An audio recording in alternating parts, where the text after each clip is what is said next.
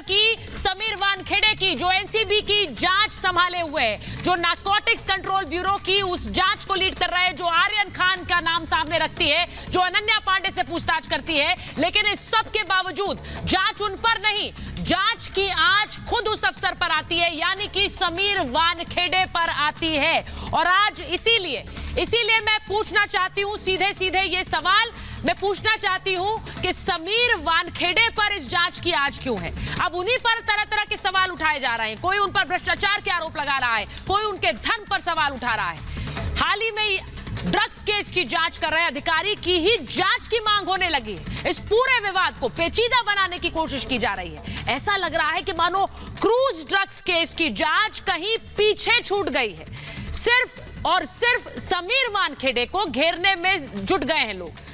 मैं पूछ रही हूं कि समीर वानखेड़े ने गुनाह क्या किया है? क्या उनकी गलती यह है कि वो ड्रग्स केस की जांच कर रहे हैं? क्या उनकी गलती यह है कि वो शाहरुख खान के बेटे आर्यन खान की जांच कर रहे हैं? क्या समीर वानखेड़े की गलती यह है कि वो बॉलीवुड में ड्रग्स के तार किस किस से जुड़े हैं ये खंगालने की कोशिश कर रहे हैं? समीर वानखेड़े एनसीबी के जोनल डायरेक्टर हैं। नारकोटिक्स कंट्रोल ब्यूरो के एनसीबी का मकसद साफ है कि देश को ड्रग्स मुक्त बनाना है। ऐसे में क्या एनसीबी का एक अधिकारी अपना फर्ज निभा रहा है तो उसको परेशानी किसको हो रही है? क्या उन पर निजी हमले हो रहे हैं? उनको अपने काम से क्यों रोका जा रहा है? सवाल ये कि जांच तो किसी और की थी, लेकिन आज अब समीर वानखेड़े पर क्यों?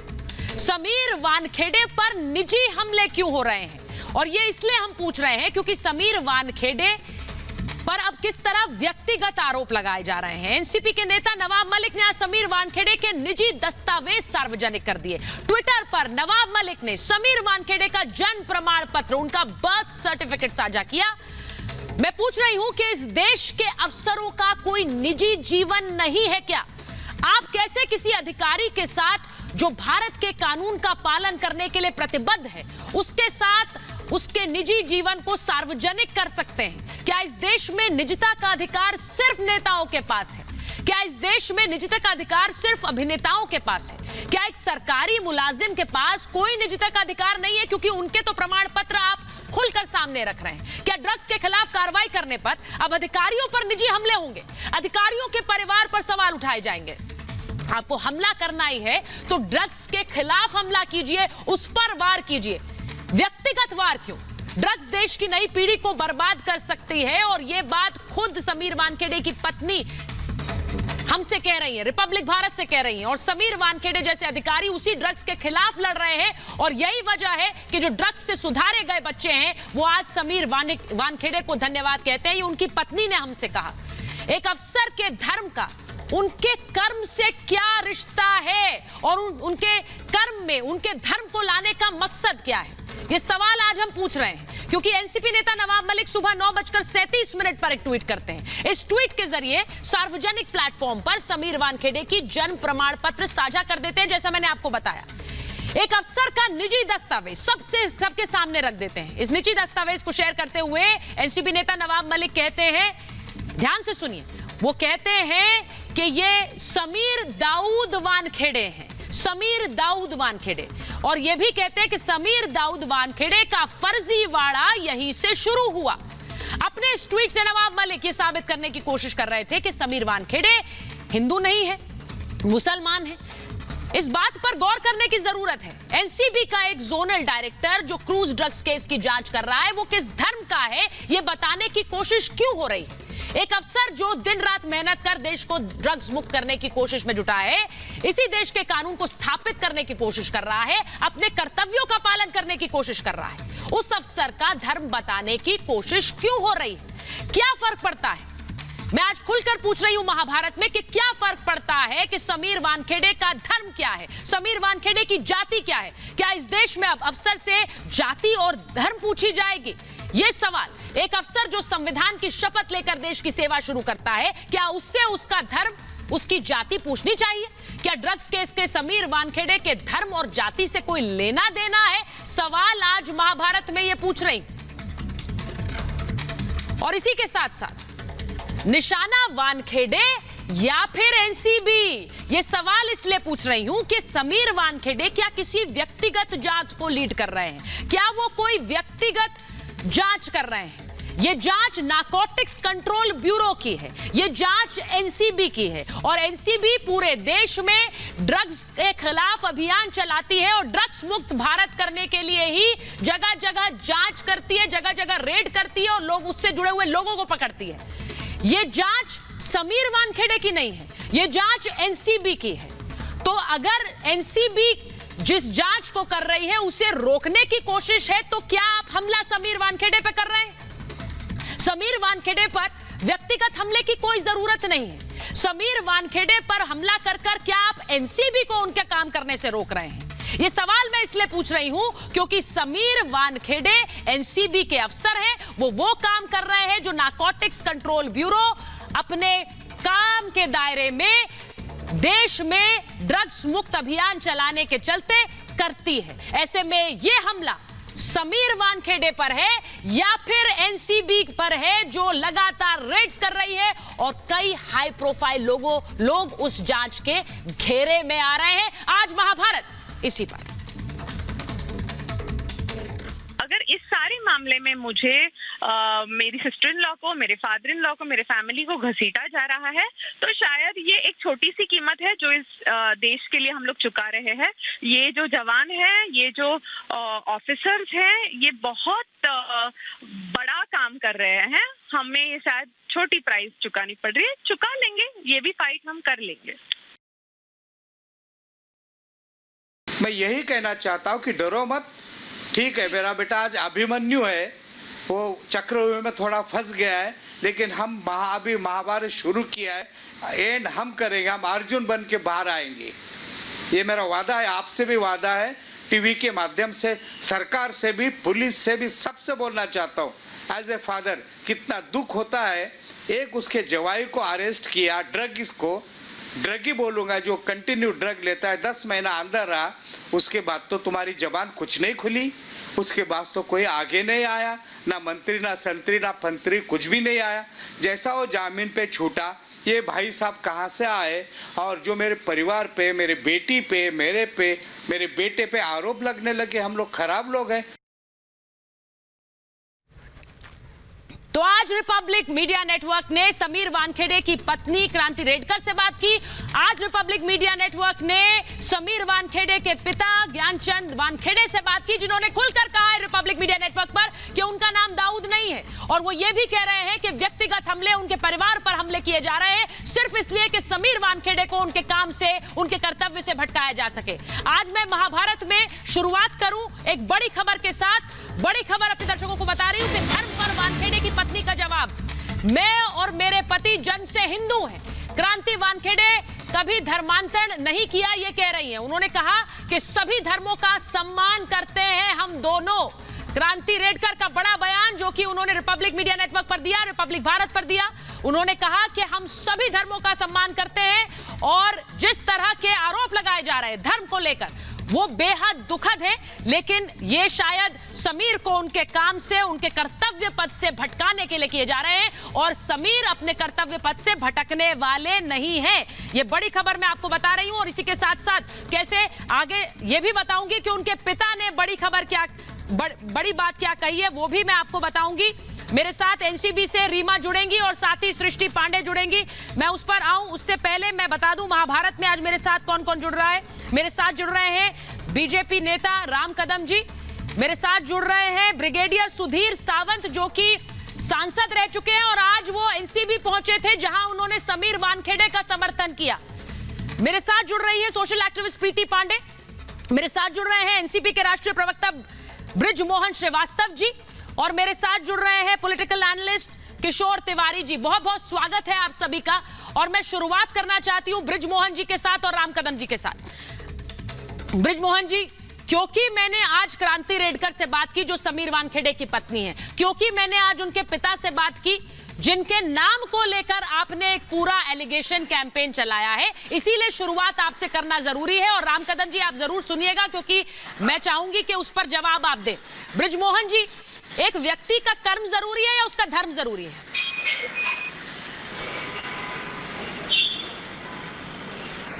देखिए कि मैंने भी अभी आपके ही चैनल पे वानखेड़े साहब के आदरणीय पिताजी को सुना और उनकी आदरणीय धर्मपत्नी को सुना। उनकी भावनाएं बहुत अच्छी हैं, उनको मैं सोचता हूँ सभी लोगों को सम्मान देना चाहिए। पर हकीकत ये होती है कि कई बार जो मर्द बाहर काम करता है घर वालों को पता नहीं लगता। हम लोगों को चूँकि इसकी जानकारी मिली, देखिए परेशानी अभी क्या आ रही है। समीर वानखेड़े साहब जैसे कि एक शासकीय अधिकारी है और शपथ लेकर वो इस पद पे बैठे हैं, तो उनको शपथ किस बात की ली उन्होंने? इस बात की ली ना कि जो एनसीबी का मैनुअल है उसके अंतर्गत ही काम करेंगे, उससे बाहर जाकर काम नहीं करेंगे। और यदि उससे बाहर जाकर काम करेंगे और उस पर यदि उंगली उठाई जाएगी, उस पर अगर शिकायत की जाएगी, तो इसमें गलत क्या है? यहाँ पर समीर वानखेड़े साहब ने अपना पद का दुरुपयोग किया है लगातार। कैसे किया? देखिए कि एक तो इन्होंने एनसीबी में उन सारे लोगों को प्रवेश दिया जो भारतीय जनता पार्टी के नेता थे, जो एक्सटॉर्शन गैंग चला रहे हैं लोगों को। होता क्या है, समीर वानखेड़े साहब उनको पकड़ते हैं और बीजेपी के जो नेता हैं ये समझौता करा के वसूली करते। तो ये जो एक्सटॉर्शन गैंग था, जो जबरन वसूली गैंग है, इसकी जानकारी लगातार हम लोगों को मिल रही थी और हम लोग इसको लगातार फॉलो कर रहे थे। जब चीजें सामने आई तो देश के सामने रखा। अब आप देखिए कि इसमें जो उनका प्राइम विटनेस है, प्राइम विटनेस ने इनको कहा है वो आदमी किसी से जुड़ा हुआ नहीं है, ना वो एनसीपी का नेता है, ना वो शिवसेना का नेता है, ना वो कांग्रेस का नेता है। ये उनका व्यक्ति है, उनका आदमी है, ये विसिल ब्लोअर है। और हमारे देश में विसिल ब्लोअर को संरक्षण देने का कानून है। तो विसिल ब्लोअर ने इस बात को उठाया है कि उन्होंने 25 करोड़ की डील की है आर्यन के साथ और उसके साथ उन्होंने पैसा लिया है 18 लाख रुपए, 18 करोड़ उनको मिले, जिसमें से 8 करोड़ समीर वानखेड़े साहब के पास जाएंगे और 10 करोड़ भारतीय जनता पार्टी के नेताओं के पास जाएंगे। ये उसने ओथ देकर बोला है।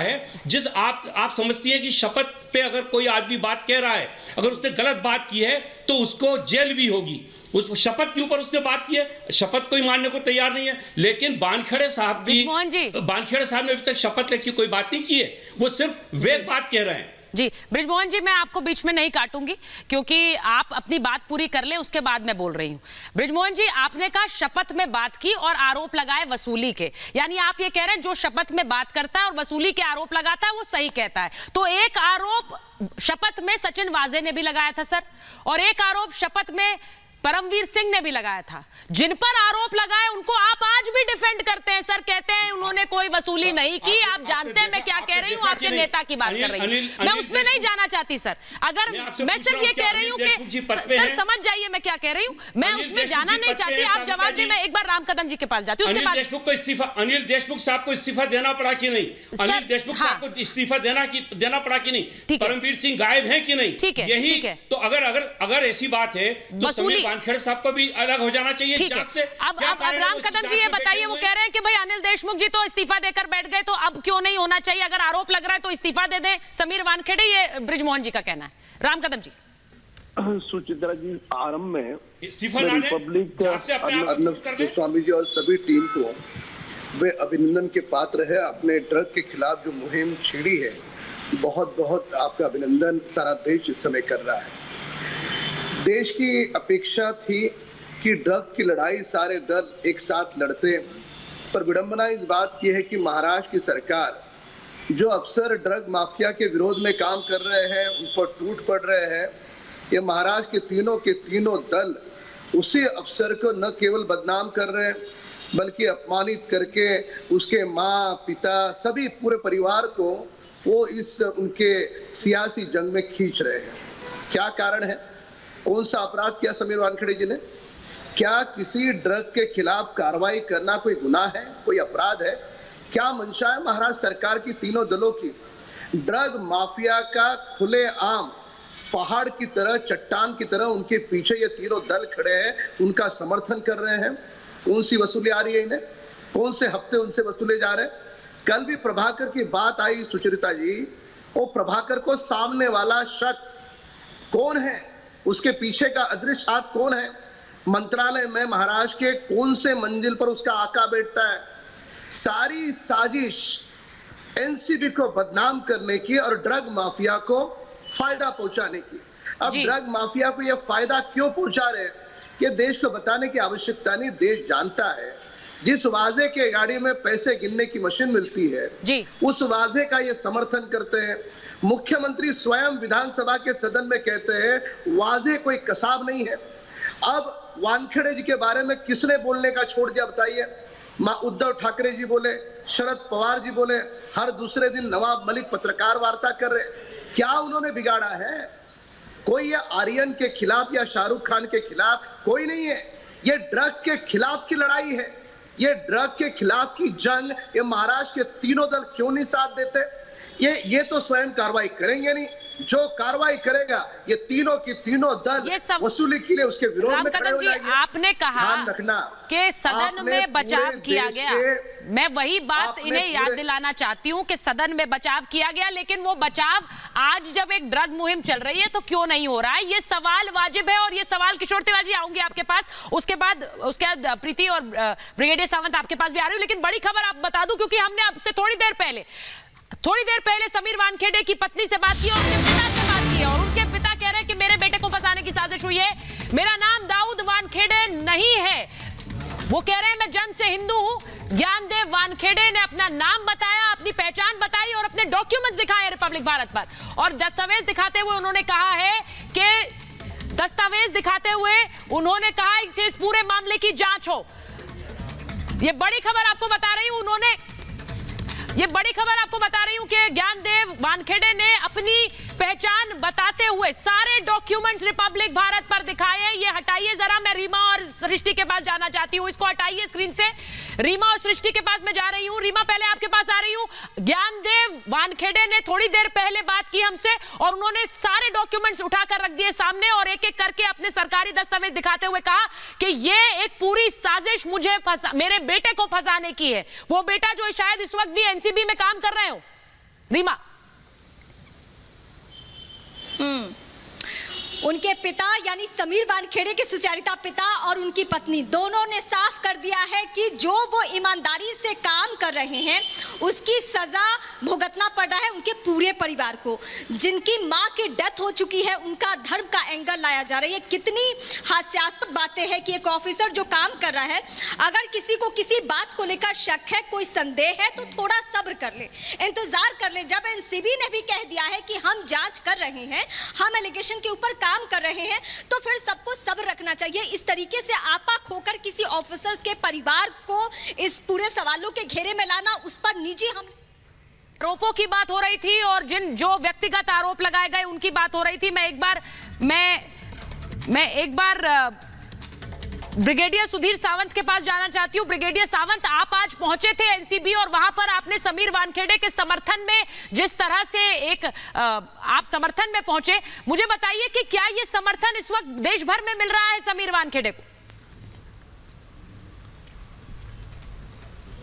मैं बहुत दिन बाहर था, मैं आज मुंबई में आया और मैं हमारी जो संगठन है सैनिक फेडरेशन, उनके साथ मीटिंग की। उसमें शेखर पटेल एक पंच थे, उस पर घिनौने आरोप किए गए थे। शेखर पटेल एक ईमानदार सैनिक है और हम सब सोल्जर उनके साथ है। तो समीर वानखेड़े को मैं बहुत साल से जानता हूँ। एक ईमानदार अफसर बोल के उनका नाम है, और सभी जगह जो करप्ट लोग होते हैं, जो क्रिमिनल लोग होते हैं, उनसे डरते हैं। और उन्होंने मुंबई में आने के बाद, नारकोटिक्स कंट्रोल ब्यूरो का चार्ज लेने के बाद इतना बढ़िया काम किया कि बहुत सारे लोग को उन्होंने किनारे कर दिए और ड्रग ट्रैफिकर्स को पकड़ा, बड़े बड़े लोग को पकड़ा, तकरीबन 300 से ज़्यादा लोगों को पकड़ा। उसमें ये अभी शाहरुख खान का बेटा होगा या कोई और होंगे। तो ये सब गुनहगार है, तो गुनहगार को हम लोगों को जेल में डालना है। और सबसे बड़ी बात है कि ये ड्रग्स अफ़गानिस्तान पाकिस्तान से इंडिया में आते हैं, वो एक बड़ी माफिया है और उनके शिकंजे जो है वो दूर दर्द एक ड्रग माफिया है। और उस पर आप क्योंकि आज समर्थन में पहुंचे, मैं एक बार फिर दिखा दूं, उनकी तस्वीरें भी दिखाइए जरा। जिस वक्त मैं बात कर रही हूं अंकित, ब्रिगेडियर सावंत की तस्वीरें स्क्रीन पर दिखाते हैं आप, क्योंकि वो आज दिन में पहुंचे थे और समर्थन कर रहे थे।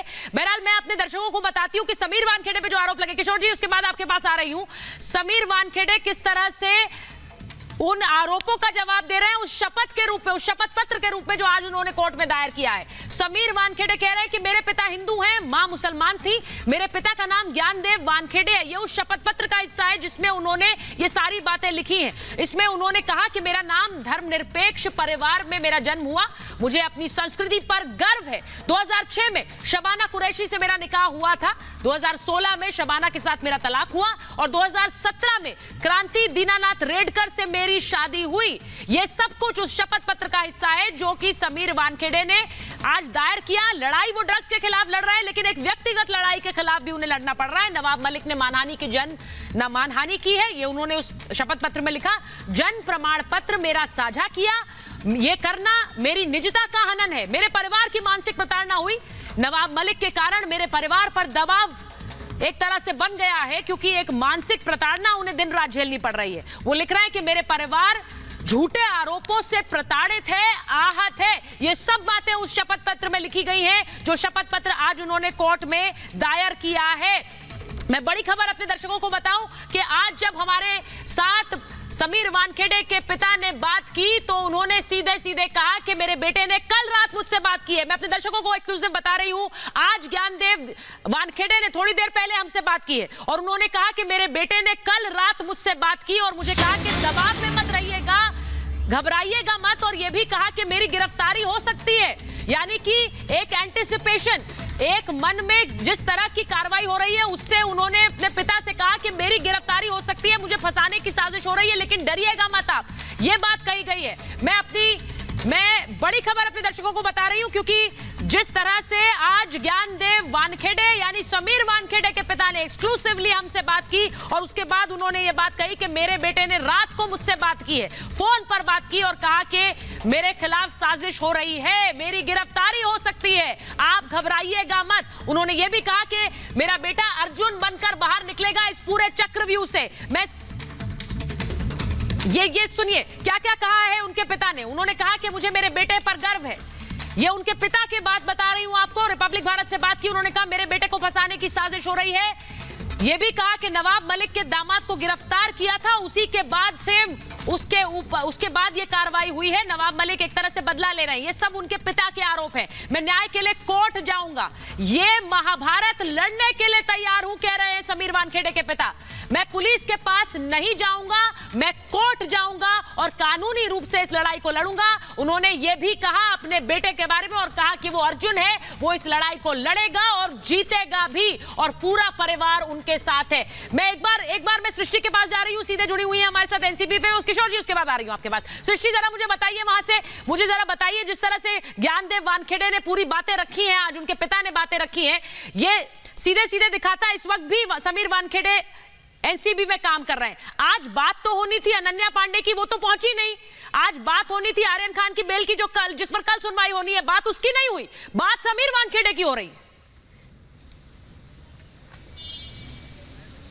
बिल्कुल सुचारिता, जैसा आपने लगातार बातचीत की थी समीर वानखेड़े के पिताजी से, उन्होंने सामने आकर वो तमाम दस्तावेज आपके सामने दिखाए। रिपब्लिक भारत के दर्शकों ने आपके जरिए वो तमाम चीजें देखी कि आखिर किस तरीके से उनके नाम को मोल्ड किया गया, गलत तरीके से उसका इस्तेमाल किया गया। और उनके बेटे, जैसा आपने कहा कि आज बात होनी थी अनन्या पांडे की, कल कोर्ट में सुनवाई होनी है और आज समीर वानखेड़े को सेशन कोर्ट में जाना पड़ता है ये कहने के लिए कि मुझे किस तरीके से प्रताड़ित किया जा रहा है, पूरे केस को डाइवर्ट किया जा रहा है। और उनके पिता, उनकी पत्नी अब सामने आ रहे हैं किस बात के लिए कि उनके पति और उनके बेटे अगर निष्पक्षता के साथ में किसी गुनाह को लेकर, किसी क्राइम को लेकर वो काम कर रहे हैं, जो बार बार समीर वानखेड़े ने कहा है कि आर्यन खान से मुझे मतलब नहीं है, किसी भी स्टार से मुझे मतलब नहीं है, मैं उन तमाम लोगों पर कार्रवाई करता हूं जो ऐसे केसेस में संलिप्त रहते हैं। तो क्या इस तरीके से काम करना गुनाह हो चुका है? ये बड़ा सवाल है। और जो लोग बात के लिए आरोप लगा रहे हैं वो एक संवैधानिक पद पर बैठे हुए हैं,